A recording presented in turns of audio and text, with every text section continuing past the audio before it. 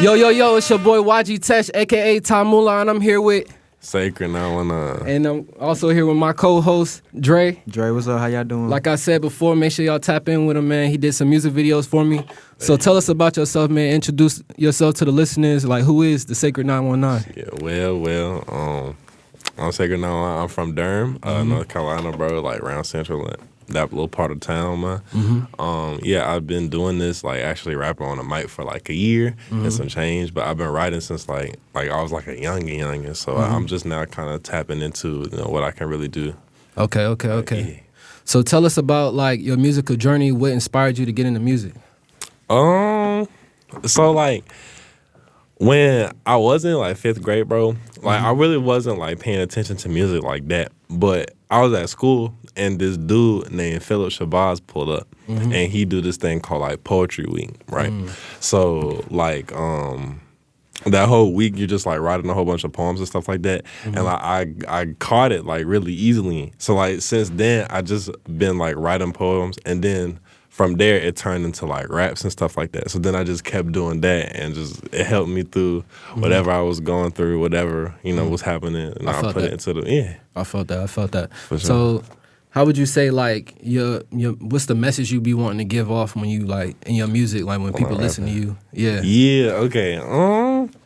I don't know. I really feel like lately, especially, I just make like underdog music. Like music for like the people that's really been down, but that's trying to get back up. You know what I'm saying? Okay. Like I really just mess with those type of vibes because of what I come from. Definitely, I'm not even supposed to be here.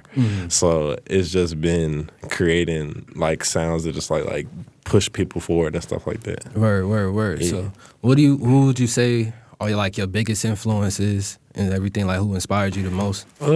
Influence wise, right now it's like a lot of Earl Sweatshirt, it's a lot of Mike, it's a lot of Mavi, like the people the Alchemists be working with.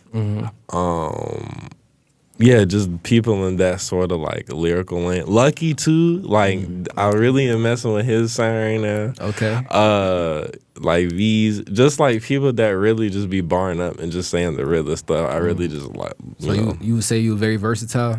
Oh, versatile, yeah, most definitely. It's just I only be doing like one style right now, but like as I progress in my career, I definitely gonna branch out. Okay, so how would you say like how does your environment or background influence your music today?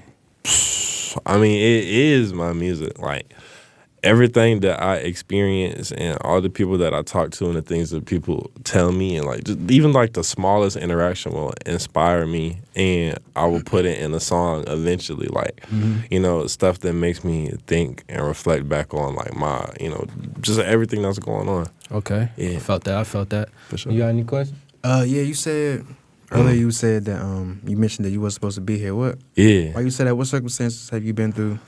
I don't know, man. It's just like growing up in Durham, bro. Like the people that's really from there definitely know how it be. Hey, I swear to God, it be some mess. So Yeah, for like, sure. I swear to God. So like, it just be.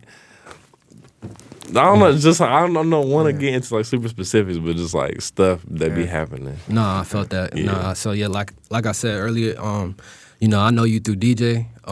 He told me about your music and everything, so I was like, yeah, for sure, definitely tell him about the In The Mix. So I'm glad you came out here, man. Yeah, like all praises. yeah, And you got here safely and everything. Nah, for sure, I'm from Durham as well. Yeah. I grew up a little bit in New Jersey, but I mainly lived in Durham, so I know how it is. Yeah, I swear to God, it'd be crazy. It'd be crazy, man. Every day, something going down. I So, swear to God. is there a specific moment that made you realize music is what you wanted to pursue seriously? Man, I'll probably say like around Kendrick Lamar in 2017 when he dropped like that album Damn, bro.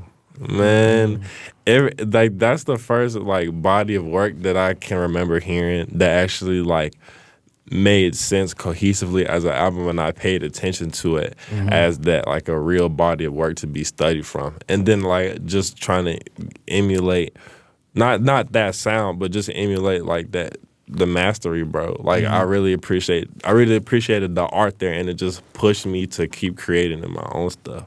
So what's like the biggest lesson you feel like you learned throughout that whole whole project? process? Yeah. Man, probably just like what you say matters. Like, I feel like a lot of artists, like they just going for like what sounds good, and that's not a diss. I mess with that type of vibe, bro. Like, I can listen to just a song that just sounds good all day. But personally, I think that the stuff that you say, especially as it gets bigger and like, you know, just permeates around the culture, is super important. And I've been learning that lesson as I've gone along. Just like from hearing my friends be like, oh, maybe like this little piece of wordplay is like, it's cool, but it's whatever. But saying something that's really real and come from your heart and like hit your spirit in a certain way, that's real rap. That's what people are like looking for at the end of the day. Nah, for real. I respect that. I was just talking to him about this earlier, how like, and I just made a song too, talking about frequencies and everything, and how like, you know, what you say affects you, and the people that you don't know who else you affecting. I swear, it be people that it be situations you don't even be expecting. You can inspire somebody, hit somebody. Yeah, for real, because people come to me all the time talking about like this song helped them do that or such and such, and that's a flex, bro. Yeah, and I'm just like, I didn't know it was even that. I swear to God, it be like that, bro. I was riding with my manager, and like we was in the car, and one of my songs, I got a long acapella, and I started off, I'm like, I would set the record straight, but vinyl's too delicate, and I'm too violent, crooked to stay, how kind of me? And he was like, in the car, he was like, yo, bro, I really felt that, because I really would set the record straight, but these niggas is too soft. I swear to God. And I was like, to me, like, that was, you know, it was my phone. You good. To me, that's like a good line, but I kind of forgot about it in the midst of the rest of the song, but you never know what parts of the stuff that you say is going to really, you know, hit somebody. You got any question? No, you're right. Nah, I agree with you. You said what you say hit somebody. You know, you something when you really can touch people and motivate people. That's what I'm saying. That's what keep me going, bro. No, for sure. So what would you say your creative process is like? How do you approach writing, recording, or producing a song? Okay, man. It be okay. So usually what'll happen is before I like hear a beat, I might hear a bar in my head. Like I might like something just hit me and I just write it down and I just keep it in my pocket. And then when I get a beat, I could pull that back out and put it on the beat, and then that'll inspire like that I might get a verse or a chorus or whatever off of that. And then I'm not gonna lie, it be taking me a minute to write my stuff just cause like I put so much care into it. But then when I actually record, that stuff takes like 20 minutes because all my stuff is like super simple. You know what I'm saying? So the main like work part comes from talking to like my producers and engineers. Shout out Mel, shout out David, shout out Professor Payne. Just like getting them to arrange the beat how I want and then actually writing. But recording is a breeze, bro. Nothing to me. I forgot to put the background up. I just realized. But so what's your favorite song you made so far and why? My favorite. And that so like dive into like the story behind it too, if you mind. Yeah, okay. I will probably say my favorite record that I've put out that's available to the public is Long Island Cabana, the one I was talking about earlier. I feel like it has those musical elements that give it that ear candy. And whenever I like perform it for other people, like when I finish the song, I legitimately do get like a little crowd pop. Like they really like that one. So it's good. I like it for that reason. And then how that record came about, I just heard the beat one day and I was like, ugh, you know, you get that face. You know, just like, ugh. And like, I was really messing with it. So like, I stuck with it. And I think I was going to go see my girl at the time on the train. And I still don't got a whip, I'm not gonna lie. So like I would be on the train in like the library waiting for my ride to go see her. And in that amount of time I just like wrote the whole thing right there. And like it was special because it normally takes me way longer to really do that stuff, but right there it just like happened and I was just super inspired. I was just feeling like just, I don't know, sometimes you just need to tell somebody something, bro. Like, really talk to them. That's what that record is about to me, I swear. Get stuff off your chest. Right? Yeah, you know what I'm saying? Yeah. No. So you said You wrote that about your girl? No, not about my girl. I was finna go see her, and I was just like, I just had some downtime. I was like, let me hit this right quick. Yeah. Dude, what inspires you to for your lyrics? What situations, or do you rap about life? I ain't gonna say life, but do you rap about things that happen in your life or other people's lenses, third eye? Like, It's stuff. It's a mixture of both. Just whatever I find is like the realest and touches me. Like it'll be stuff that my friends will say to me that I might be like, oh, that's crazy, or stuff that like just stuff that happened to me with whatever situation is going on, and that will definitely inspire whatever I put down on wax. But yeah, just real stuff that's happening to me and the people around me. You know what I'm saying? I felt that because I was telling somebody the other day, like, I get ideas from cartoons. I swear it'd be literally anything. If it's real, I'm gonna write it down. We gonna put it in the song, man. Yes, sir. All right. So what can we expect from your upcoming releases? Can you give us a sneak peek into any projects you're working on, like anything like that? Yeah. I've been working with them two boys I mentioned, 6 Millio and Professor Payne. They're two producers that I kind of found like around the area, just like off of the strength of me just like building connections and networking and stuff. We've been in the studio a lot, just in Mill's apartment, just hitting it. They've been hitting it like by themselves, like not even involving me, just like making beats. And we done like 3 records together so far, so might be EP on the way, but like regardless, it's gonna be some crazy music, some just up and down. Hey. All right, so how do you see yourself evolving as an artist over the next few years, and what's next for you? Man, I feel like. And I like the artist you got on your shirt, by the way. Jimmy? I kept looking at it. Yeah, Jimmy the GOAT. Jimmy the GOAT. GOAT. Shout out Jimmy. Well, I can't even. Don't even have to shout out Jimi Hendrix. Jimi Hendrix, bro. Yeah. That dude. What's next? Wait, what was your question again? So how would you see yourself evolving over the next few years, and what's next for you? Okay. I would say I'm trying to focus on like just my marketing myself, just getting better content. Like I know it's a grind to just like point the camera at yourself and just like figure out creative ways to do that. And as far as like upcoming things that I am doing that's like locked in, I have a fashion show that I'm performing at the Portal on October 18th in Raleigh. Like, please come out to that. I don't know if this is gonna get released in time, but like, yeah, if it is, like, go out to that, bruh. It's gonna be cool. My friend Jalen, who has a brand Madcore, he's like showcasing his pieces, and I'm gonna be wearing one. One of my friends is gonna be walking in it. Like, it's gonna be super cool. Really? I'll probably say it's kind of on the outskirts of downtown. It's this venue called The Portal. Okay. And like you can find it on Instagram. Gotcha. But I saw one of your performances. It was at the Cave. Yeah. So it's a funny story about that. I was with DJ. For real? Yeah, and a couple other people, right? Yeah. So we was walking through Chapel Hill, and I think we just got stopped by a bunch of college girls from UNC. Yeah. But so we walked past the Cave, but it was like, because it's in the cut. Yo. They was wanting to go in there. I'm like, I ain't going in there. Nah, I ain't know what it was, bro, until I seen your page. I was like, damn, we could have performed, bro. Oh, bro, I swear to God. But yeah, that's funny. So what's some challenges you have faced in your journey, and how do you how did you overcome them? Bro, first of all, man, rapping is expensive, okay? Like, that is a thing. Nah, for sure. I swear to God. Like, so figuring out, because I'm not paying, I swear to God. I had to figure out a way to finesse it and like just talk to enough people that I could get people to really help my vision. So that's definitely been a challenge.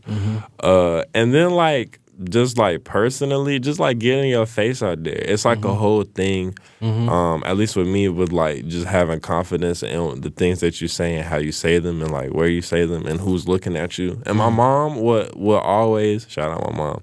My mom will always like tell me like, like get out there and, go dance, do what you do.